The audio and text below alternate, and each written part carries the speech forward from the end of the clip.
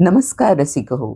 साहित्य जगताची सफर साहित्य रस या आपल्या उपक्रमात आपल्या सगळ्यांचं पुन्हा एकदा मनपूर्वक स्वागत.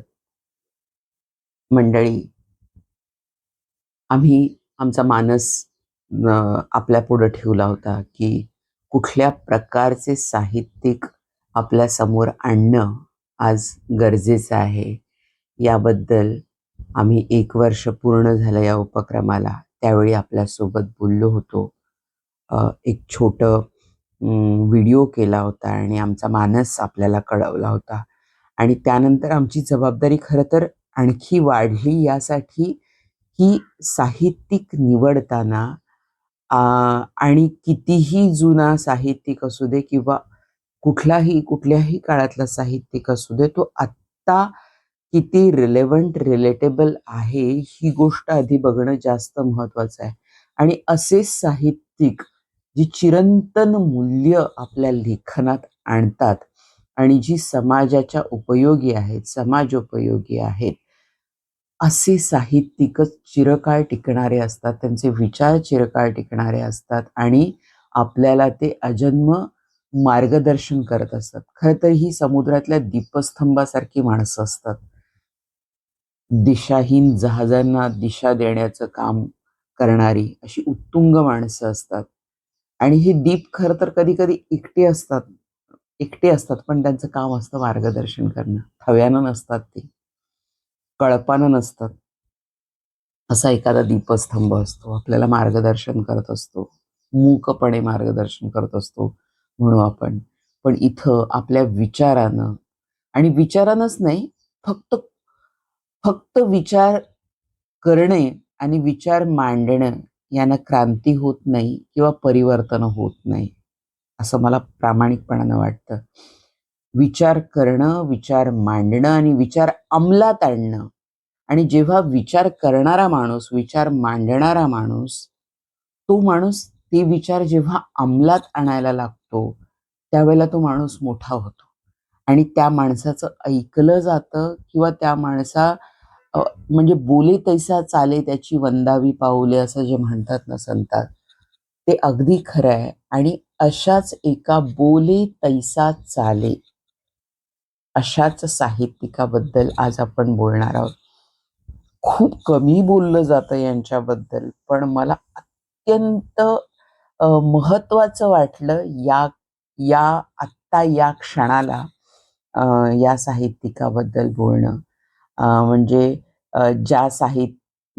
जो साहित्यिक की ज्याचं साहित्य संमेलनाध्यक्ष ते असावेत का नाही, त्याबद्दल प्रचंड वादावादी झाली होती.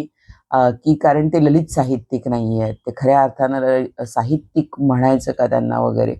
प्रचंड काम केलेला माणूस, जमिनीवर प्रचंड काम केलेला माणूस, अत्यंत मोठा साहित्यिक, विचारवंत, पण ते ललित साहित्यिक वगैरे नाहीत असं म्हणून वादंग माजलं होतं त्यावेळच्या असं माझ्या वाचनात आलं की त्यावेळी वाद झाला होता की खरोखर यांना संमेलनाध्यक्ष होण्याचा अधिकार आहे किंवा नाही.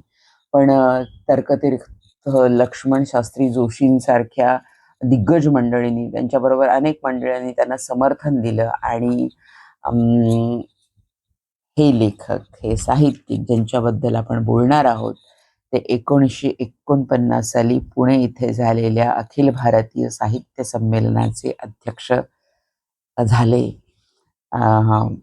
मंडळी, मी आज बोलणार आहे आचार्य जावडेकर, म्हणजेच शंकर दत्तात्रय जावडेकर यांच्याबद्दल.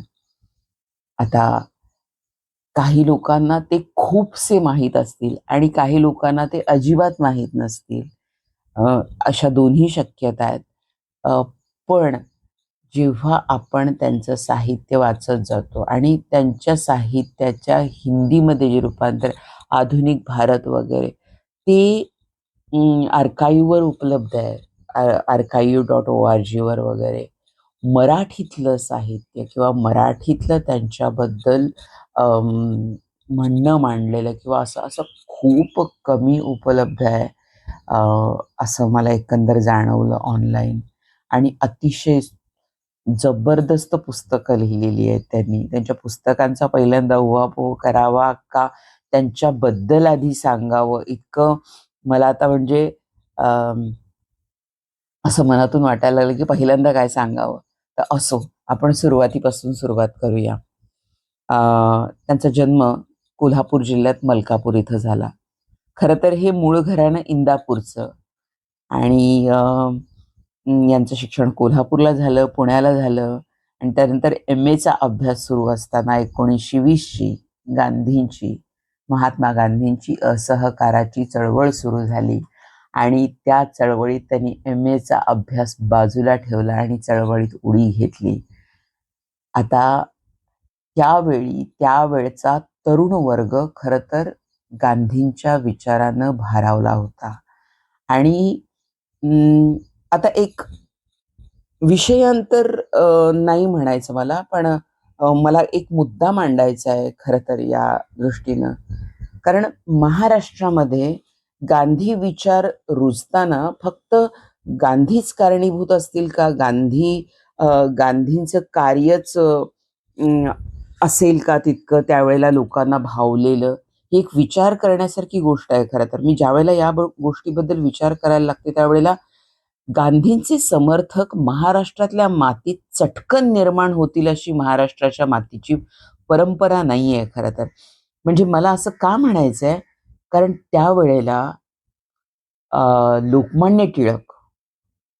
लोकमान्य टिळकांनी खरी स्वातंत्र्याची चळवळ जी सुरू केली, म्हणजे ज्याच्यामुळं सुरू झाली आणि राष्ट्रीय भावना जिथं रुजली गेली अशी रानडे म्हणूयात किंवा लोकमान्य टिळक, मुख्यतः नामदार गोखले, आगरकर यासारखी विचारवंत मंडळी ज्या मातीत आहेत आणि त्यांचे प्रचंड मोठा समर्थक वर्ग आहे, सुधारक वर्ग आहे आणि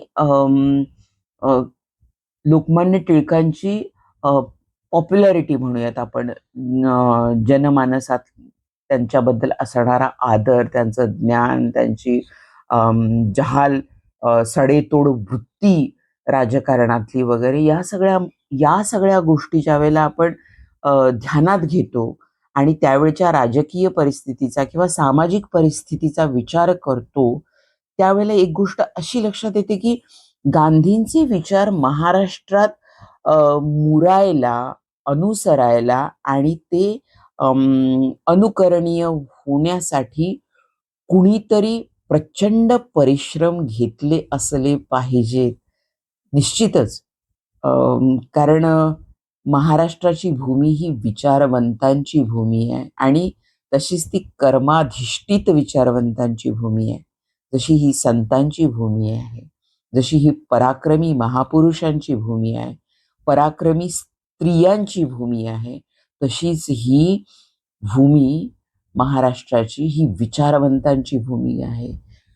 ही भूमी सातत्यानं नवे विचार जोपासत गेली, रुजवत गेली, पेरत गेली आणि पसरवत गेली. याचं श्रेय फार मोठं मराठी विचारवंतांना जातं आणि म्हणूनच ते मराठी भाषेला जातं.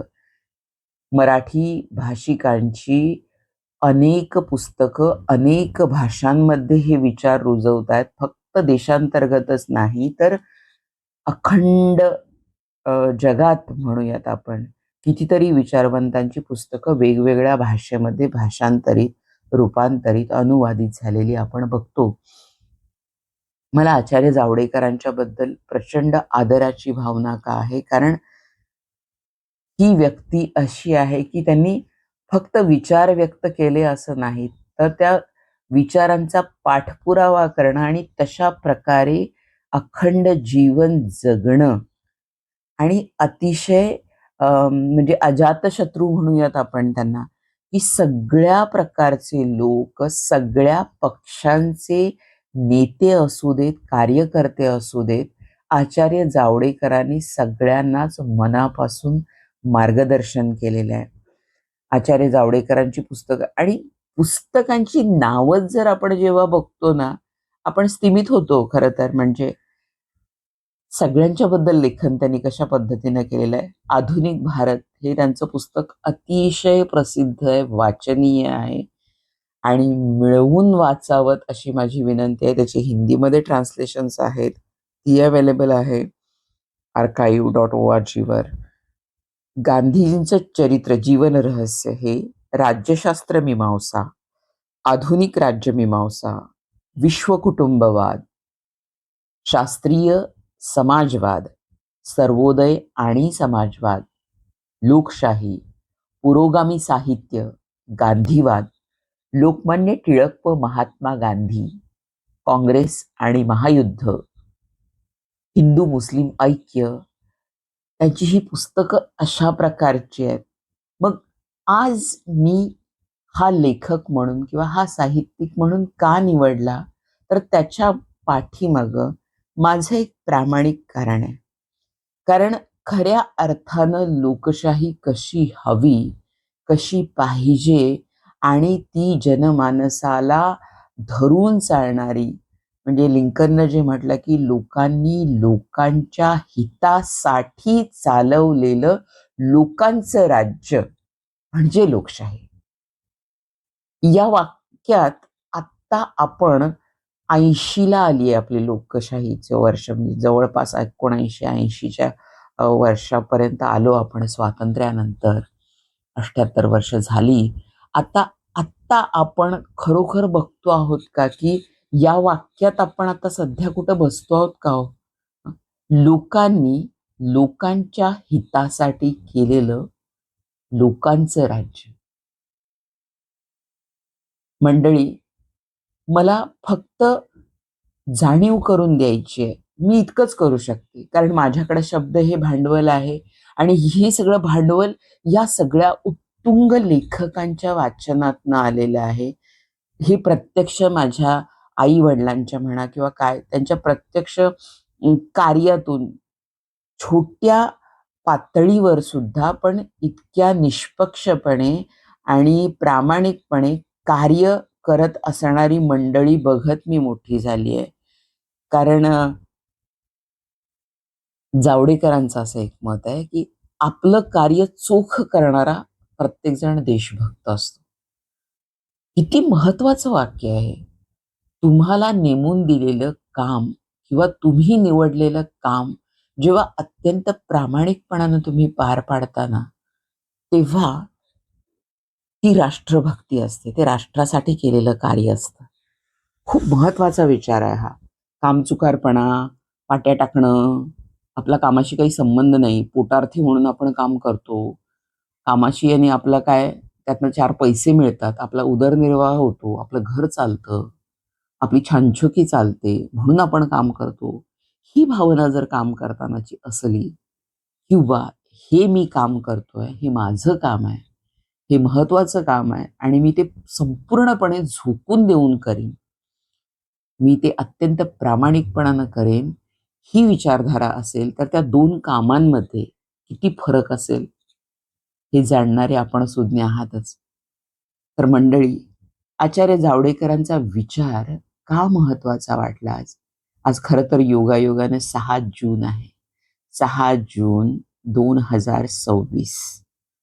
आत्ता जी परिस्थिती आहे, आज जी परिस्थिती आहे, आज सकाळी मी हे पॉडकास्ट करते आहे. संध्याकाळपर्यंत या देशात काय परिस्थिती असेल माहीत नाही. कारण एक अशी घटना घडू पाहतेय, घडायला लागली आहे, की पुन्हा त्या आंदोलनांची आठवण व्हावी स्वातंत्र्य काळातल्या, जी निशस्त्रपणे शांततामय मार्गाने विचारांना धरून आणि कुठल्या तरी नैतिक सामाजिक मुद्द्यासाठी तरुणांनी उभं केलेलं आंदोलन, अगदी नुकतं नवजात आंदोलन म्हणूयात आपण.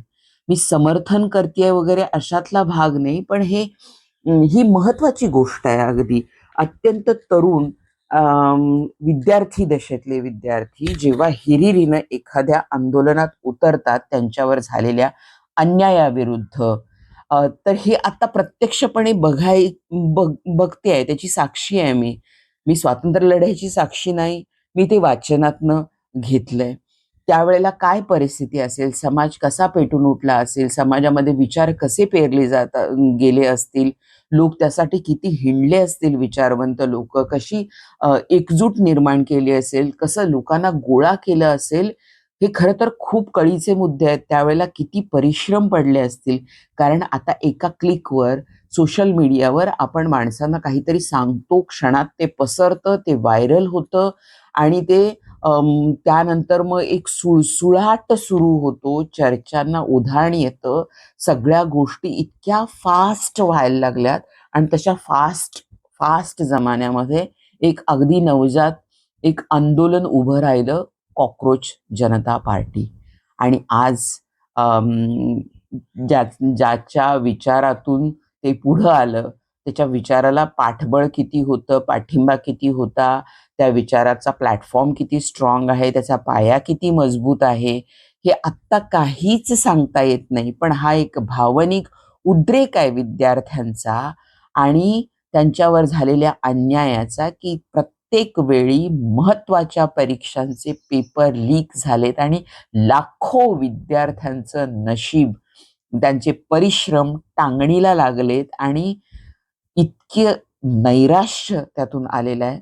फक्त विद्यार्थीच राबत असतो असं नाही, त्याच्याबरोबर सगळं कुटुंब त्याचं आयुष्य घडवण्यासाठी राबत असतो. अशी लाखो कुटुंब आज अस्वस्थ आहेत, निराशा आहेत आणि ही जी परिस्थिती चालली आहे त्याबद्दल आवाज उठवण्यासाठी धुसफुसत आहेत आणि असा एक अचानक आवाज निर्माण झाला आणि त्या आवाजाला आज लाखो करोडोच्या संख्येनं पाठिंबा किमान व्हर्च्युअल मीडियावर मिळतोय. आज प्रत्यक्षात त्याची म्हणजे आपण म्हणतो ना परीक्षा की प्रत्यक्ष ग्राउंड लेवलवर त्याचं काय होईल माहीत नाही. पण हा वैचारिक उद्रेक ज्या वेळेला उसळतो, माणसांच्यातली ही निराशा, ज्या वेळेला सिस्टीमच्या विरुद्ध उभं राहायला किंवा हे जे काही चाललंय आता त्याच्या विरोधात उभं राहते, त्यावेळेला नेमकी काय परिस्थिती निर्माण होते, हे आता ही पिढी, आत्ताची पिढी आम्ही या घटनेला साक्षी होत आहोत आणि त्याबद्दल बोलणं अतिशय गरजेचं आहे. आणि म्हणून मी पहिल्यांदा म्हटलं, की लोकांनी लोकांच्या हितासाठी केलेलं लोकांचं राज्य, हे आता आपण किती खऱ्या अर्थानं जगतो आहोत. यासाठी जावडेकरांचं साहित्य पुन्हा वाचणं, त्याच्यावर विचार करणं अतिशय गरजेचं आहे. कारण त्यातनं आपल्याला मार्ग मिळणार याच्याबद्दल मला खात्री का आहे? कारण त्यांचं लेखन हे समन्वयात्मक लेखन आहे. कुठलाही वाद पराकोटीचा असतो. त्यानं काही साधत नाही. त्याने एकाच पद्धतीनं बघितलं जातं. पण ज्यावेळेला त्याचा म्हणजे एक मध्यम मार्ग, आपण बुद्धाच्या बाबतीत सुद्धा म्हणतो, की मध्यम मार्ग स्वीकारणं खूप गरजेचं असतं.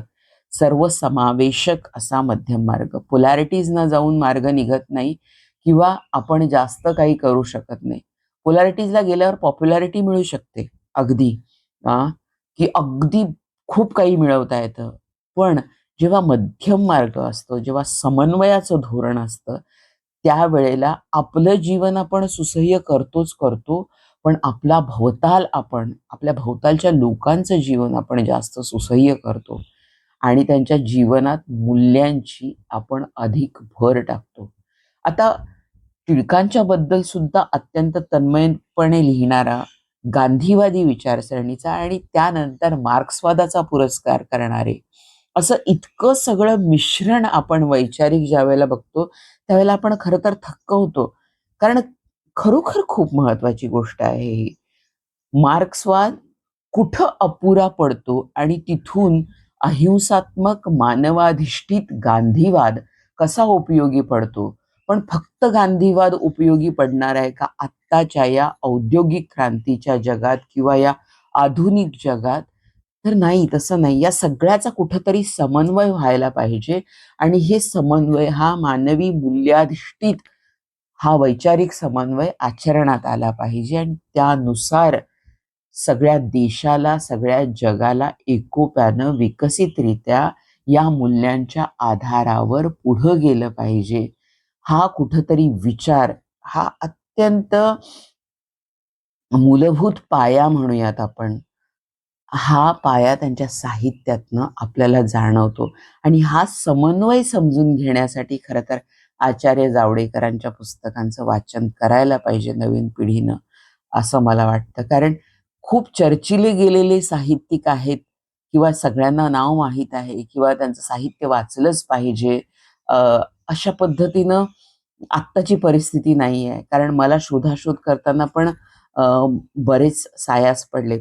त्यामुळे एपिसोडला थोडा विलंब झाला म्हणून मी रसिकांची माफी मागते. पण आचार्य जावडेकरांचे विचार आत्ता सुद्धा तितकेच महत्त्वाचे आहेत आणि तितकेच मार्गदर्शक आहेत, असं मला म्हणायचं आहे. मी आत्ताच्या परिस्थितीबद्दल बोलले, CJP बद्दल पण बोलले, पण अनेक भ्रष्टाचार प्रचंड मोठे बाहेर येताना आपल्याला दिसतायत. आपल्या सामान्य माणसाला कशात तरी आपण वेगळ्या जातीपातीच्या राजकारणात, धर्माच्या राजकारणात, अ, असूया, विद्रोह म्हणजे काय म्हणतात ते, एकमेकांच्या नरडीचा घोट घ्यायची वृत्ती ही अशी का निर्माण होतीये समाजामध्ये, ही खरं तर फार विचित्र परिस्थितीतनं आपण आता जात आहोत. याबद्दल खूप बोलता येईल, पण आजचा विषय आपल्याला आचार्य जावडेकर यांचं साहित्य आहे, त्यामुळं त्याबद्दल बोलणं जास्त आवश्यक आहे. पण यांच्या साहित्याचा उपयोग आत्ता आपल्याला मार्गदर्शक म्हणून नक्की होईल असं मला वाटतं. कारण आचार्य जावडेकरांचा आधुनिक भारत हा जो ग्रंथ आहे, त्याला प्राध्यापक वामन मल्हार जोशी यांनी स्वतः त्यांनी आधुनिक भारत या ग्रंथाला म्हणजे गीता रहस्यानंतरचा हा एक थोर ग्रंथ आहे असं संबोधलंय. वाचनीय आहे, वाचायला पाहिजे. आणि अम, बदल बदल घडत असताना बदल स्वीकारणं, त्या बदलांवर स्वार होणं, अ, हे जर बघायचं असेल आणि हे जर अनुभवायचं असेल आणि चांगल्या पद्धतीनं वैचारिक बैठक घेऊन बदल साधायचे असतील समाजामध्ये, तर अशा दीपस्तंभ लेखकांची आपल्याला अतिशय आवश्यकता आहे. त्यांचे विचार पुन्हा आपण वाचायला पाहिजेत आणि ते नक्की वाचा. आणि तरुण पिढीनं, जी तरुण पिढी अशी भावनेच्या भरात उद्रेकानं कशाला तरी सामोरी जातेय, समस्यांना आपल्या सामोरी जातेय, त्याला जर एक वैचारिक बैठक, वैचारिक पाठबळ मिळालं, एक धोरण मिळालं, तर ही खूप लांब पल्ल्याची लढाई असते. हे अचानक होत नाही. क्रांती क्रांती होताना सुद्धा किंवा ही जी क्रांती आहे, ही सामाजिक क्रांती आहे, ही वैचारिक क्रांती आहे आणि ही पटकन होणारी नाही. ही रुजली पाहिजे, जनमानसात रुजली पाहिजे, ऐक्य पाहिजे त्याला, सामाजिक प्रतिष्ठा मिळाली पाहिजे या सगळ्या गोष्टीला. आणि खूप अवघड मार्ग आहे हा. आणि यातून जाताना एक वैचारिक मूल्य म्हणतो आपण ज्यावेळेला, किंवा गाईडन्स म्हणतो, मार्गदर्शक तत्व जी आहेत, ती अशा साहित्यिकांकडून मिळत असतात, जे साहित्यिकही असतात आणि अपार कार्य केलेली माणसं असतात स्वतः. अ, कारण त्यावेळी, हे मी का सांगते की त्यावेळी, आता जावडेकरांचं वास्तव्य हे इस्लामपूरला असायचं जास्तीत जास्त.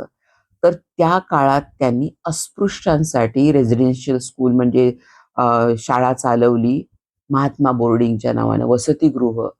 त्यावेळी अस्पृश्यांसाठी वसतिगृह उपलब्ध करून दिलं स्वतः. असं त्यांचं कार्य आहे. हे फक्त बोले तैसा चाले हे मी का म्हणते, कारण बोलायचं एक, करायचं एक, वागायचं एक, असा असा जो भाग आहे ना, तिरस्करणीय आहे तो. तिरस्करणीय आहे.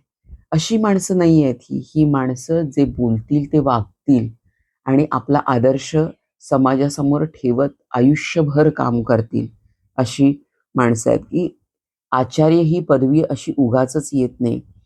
म्हणजे इतकं कार्य केलेलं आहे त्यांनी आणि त्यांचा विश्वास होता की शिक्षक, उत्तम शिक्षक हा स्वतः एक आजन्म विद्यार्थी असो, हे त्यांनी सिद्ध केलं. कारण दम्याचा आजार होता. त्या दम्याच्या आजारातही त्यांनी तत्वज्ञान, राज्यशास्त्र, समाजशास्त्र, धर्मशास्त्र, इतिहास, अर्थशास्त्र या विषयांच्या अखेरच्या क्षणापर्यंत अभ्यास केलाय. अखेरच्या क्षणापर्यंत. आणि हे सखोल अध्ययन, गांधीवाद आणि मार्क्सवादाचं सखोल अध्ययन केलंय त्यांनी. आणि त्यातून त्यांनी हा जो समन्वय त्यांच्या साहित्यातनं मांडलेला आहे, हा अतिशय उपयोगी पडणार आहे असं आता मला असं वाटतं. आणि कुठलंही कार्य करताना त्यावेळी सुद्धा स्वातंत्र्य चळवळीच्या वेळी सुद्धा त्यांनी अनेक वेळा तुरुंगवासही भोगलेला आहे. आणि आपल्या वागण्यात किंवा आपल्या चळवळीत किंवा आपल्या आंदोलनात सांप्रदायिक वृत्ती अजिबात नको, ही त्यांची इतकी ठाम भूमिका होती. मंडळी, ही भूमिका आत्ता सुद्धा तितकीच उपयोगी नाहीये का हो? किती महत्वाची गोष्ट आहे ही. ही विचारमूल्य पुन्हा वाचली गेली पाहिजेत. ती अंमलात आणली गेली पाहिजेत.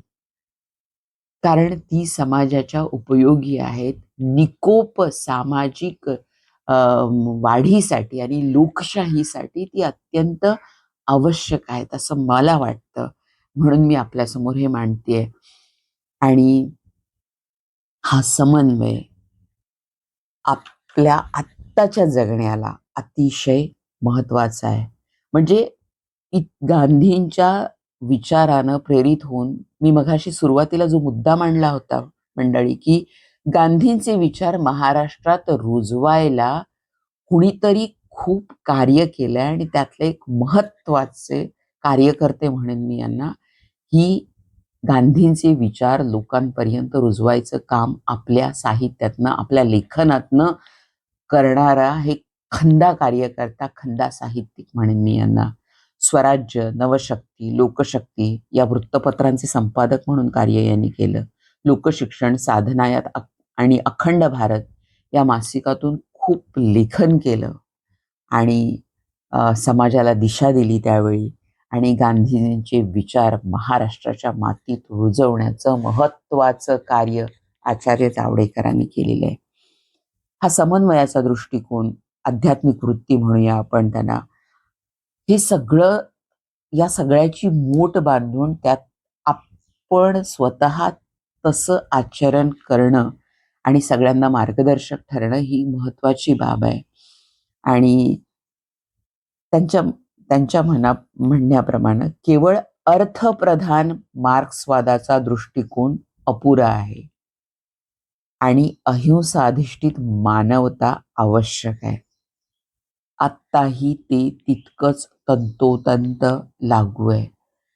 आत्ता आपण हा समन्वय पुढं नेणं अतिशय गरजेचं आहे. आचार्य जावडेकरांचं एक महत्वाचं म्हणणं, म्हणजे त्यांच्याच शब्दात मी मांडते इथं, आता शेवटाकडे येतेय. कारण इतकं महत्वाचं व्यक्तिमत्व आहे हे, खूप महत्वाचं. आणि जितकी मिळतील त्यांची ही पुस्तकं, ही सगळी जंत्री मी जी पहिल्यांदा वाचून दाखवली, त्यातलं काही अंशतः वाचन माझ्याकडनं झालेलं आहे, पण मी अधिकाधिक यांची पुस्तकं मिळवून पुन्हा पुन्हा पुन्हा वाचेन, कारण खूप महत्वाचं आहे आता ते. आणि म्हणजे अहिंसक पिंड ज्या माणसाचा आहे आणि वृत्ती क्रांतिकारक आहे, हा खूप मोठा समन्वय आहे खरं तर. म्हणजे हे जे कॉम्बिनेशन आहे ना, रेअरेस्ट रेअर कॉम्बिनेशन म्हणतो. क्रांतिकारी विचार आहेत आणि ते क्रांतिकारी विचार अत्यंत शांततामय मार्गाने, अहिंसक पद्धतीने मानवाधिष्ठित मूल्यांसोबत पुढं घेऊन जाण्याची प्रक्रिया आत्ता खरं तर काळाची गरज आहे. हे असं, असा कुणीतरी मार्गदर्शक असणं आणि असे विचार जगणारा, स्वतः जगणारा माणूस मार्गदर्शक म्हणून उपलब्ध असणं, आता ते त्यांच्या विचारातनं, त्यांच्या साहित्यातनं आपल्याला उपलब्ध आहेत. त्याचा आपण लाभ घ्यायला पाहिजे. सोशलिस्टिक डेमोक्रॅट असं म्हणूयात आपण खरं तर यांना. He is really a socialist democrat. त्यांचंच एक महत्वाचं वाक्य आहे, आधुनिक भारतात लोकशाही यशस्वी होण्यासाठी मी राजकारण करीन, पण मी सत्ता स्वीकारणार नाही. राजकारणाच्या शुद्धीसाठी व अन्याय निवारण्यासाठी मी विशुद्ध व निरीच्छ बुद्धीने सत्याग्रही मार्गाचा जरूर पडल्यास अवलंब करीन. त्यासाठी लोकसंग्रह करीन, आंदोलन करीन, पण त्याला हिंसेचा अगर सत्ताभिलाषेचा स्पर्श होऊ देणार नाही, अशा बुद्धीने विधायक व विग्रहात्मक कार्य करणारा एक यतिवर्ग तयार व्हावयास हवा. आचार्य जावडेकर. मी पुन्हा एकदा हे वाचतेय, कारण हे आत्ताच्या काळाला मार्गदर्शक म्हणून किती महत्वाचा आहे, हा विचार तुम्ही जरूर जरूर कराल मंडळी. किती महत्वाचा विचार आहे हा. म्हणजे आत्ता आपण सत्तेसाठी जी काय लाळघोटणी, म्हणजे तलवे चाटणं आपण म्हणतो, किंवा का म्हणजे सत्तेसाठी काहीही इतक्या अधपतनाला गेलेलं राजकारण असताना, आत्ता आपण हा विचार जेव्हा ऐकतो त्यावेळेला आपण अंतर्मुख होतो आणि त्यांची आशा, त्यांचा आग्रह जेव्हा आपल्याला कळतो, असा एक यतिवर्ग तयार व्हायला हवा, या विचाराची किती आवश्यकता आहे आता. आणि यांच्या लेखनाचं मार्गदर्शन किती महत्वाचं आहे आत्ताच्या पिढीला. आत्ताच्या पिढीनं जे आंदोलनात उतरणार आहे, जे असे उचकटल्यासारखे वागतायत भावनातिरेकानं किंवा उद्रेक होऊन भावनेचा. कारण जी गोष्ट अशी उसळते ती क्षमते, म्हणजे शमून जाते ती पटकन. एक वैचारिक बैठक म्हणजे ते असं दारुगोळ्याचं काम असतं ना दिवाळीतलं, फटाकन काहीतरी आकाशात क्षणभर चकमक उडते आणि शांत होतं.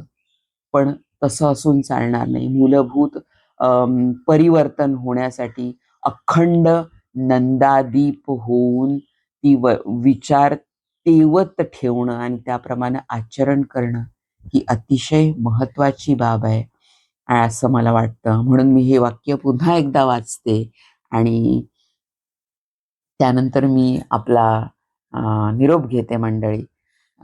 हे वाक्य मला पुन्हा एकदा वाचून दाखवायचं आहे. आधुनिक भारतात लोकशाही यशस्वी होण्यासाठी मी राजकारण करीन, पण मी सत्ता स्वीकारणार नाही. राजकारणाच्या शुद्धीसाठी व अन्याय निवारण्यासाठी मी विशुद्ध व निरीच्छ बुद्धीने सत्याग्रही मार्गाचा जरूर पडल्यास अवलंब करीन. त्यासाठी लोकसंग्रह करीन, आंदोलन करीन, पण त्याला हिंसेचा अगर सत्ताभिलाषेचा स्पर्श होऊ देणार नाही. अशा बुद्धीने विधायक व विग्रहात्मक कार्य करणारा एक यतिवर्ग तयार व्हायला हवा. आचार्य जावडेकर. मंडळी, आजचा एपिसोड कसा वाटला? हा मनोरंजनात्मक एपिसोड आहे असं मी म्हणणार नाही. हा एपिसोड विचार करायला लावणारा आहे. मी सुद्धा खूप वेळ घेतला, याबद्दल मी पहिल्यांदा क्षमा मागते आपली. विलंब झाला एपिसोड रिलीज करायला, पण मला म्हणजे याच्याबद्दल चिंतन करणं खूप महत्वाचं होतं, विचार करणं खूप महत्वाचं होतं, अधिकाधिक वाचन करणं खूप महत्वाचं होतं हा एपिसोड आपल्यासमोर आणण्यापूर्वी, आणि त्यासाठी विलंब झाला, क्षमस्व. पण हा धगधगता विचार, ही विचारमूल्य आणि ही समन्वयात्मक क्रांतिकारी विचारसरणी पुन्हा एकदा वाचनात यायला पाहिजे. ती नक्की आपल्या सगळ्यांना मार्गदर्शक ठरेल अशी मला आशाच नाही तर खात्री आहे.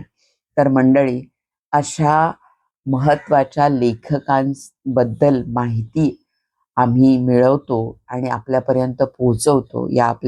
आमच्या या उपक्रमाला आपण तितक्याच प्रामाणिकपणानं जर भरभरून प्रतिसाद दिलात, तर आम्हाला हे कार्य करायला आणखी उत्साह येईल. आम्हाला खूप एकदम व्हायरल होऊन शमून जायचं नाही, तर हा वैचारिक साहित्यिक नंदादीप तसाच तेवत ठेवायचा आहे. आणि त्यासाठी आपल्या सहकार्याची किंवा आपल्या प्रतिसादाची खूप आवश्यकता आहे. त्यांना आम्हाला जोम येईल काम करायला, आणि आम्ही योग्य मार्गावर चाललो आहोत. आणि त्या मार्गावर कुणीतरी अगर राहबर जो मिले राह में, तो बहुत बढ़िया होगा. तर मंडळी, इतकी आशा व्यक्त करून आणि पुन्हा एकदा विनंती करते, जी सगळे पॉडकास्टर्स विनंती करतात, की आमच्या या पॉडकास्टला लाईक करा, शेअर करा, सबस्क्राईब करा. तसं मीही कळकळीची विनंती करते आहे. लाईक करा, शेअर करा, सबस्क्राईब करा. साहित्य जगताच्या सफरीतले मुसाफिर व्हा. आणि खूप खूप धन्यवाद. नमस्कार.